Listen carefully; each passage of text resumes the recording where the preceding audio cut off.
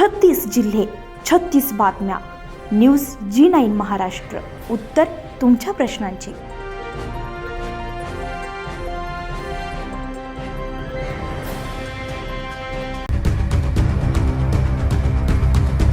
दिनांक 20 ऑगस्ट 2026 रोजी तामगाव पोलीस ठाण्याच्या हद्दीतील पळशीझाशी येथे अज्ञात चोरट्यांनी घराचं कुलूप व कोंडा तोडून तब्बल 6,44,800 रुपयांचा मुद्देमाल लंपास केल्याची घटना उघडकीस आली आहे. या घटनेमुळे परिसरातील नागरिकांमध्ये भीतीचं वातावरण निर्माण झालं असून चोरट्यांवर पोलिसांचा धाक किंवा वचक राहिलेला आहे का असा सवाल आता नागरिकांकडून उपस्थित केला जात आहे.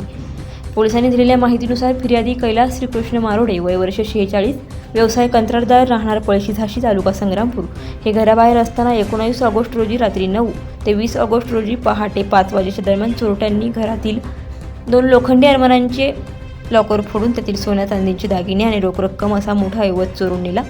चोरीस गेलेल्या मुद्देमालामध्ये सुमारे 191 ग्रॅम सोन्याचे दागिने, 250 ग्रॅम चांदीचे दागिने तसेच 1 लाख रुपयांची रोकड यांचा समावेश आहे.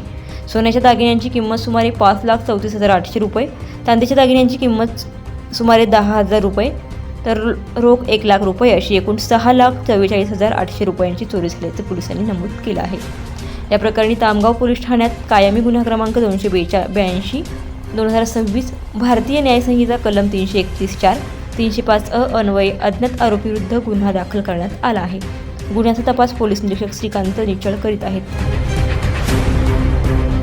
न्यूज G9 महाराष्ट्रासाठी सय्यद जहीर, लोणार, बुलढाणा.